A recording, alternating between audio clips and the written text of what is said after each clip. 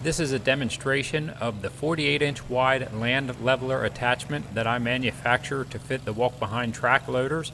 This uses the Toro Dingo style quick attach.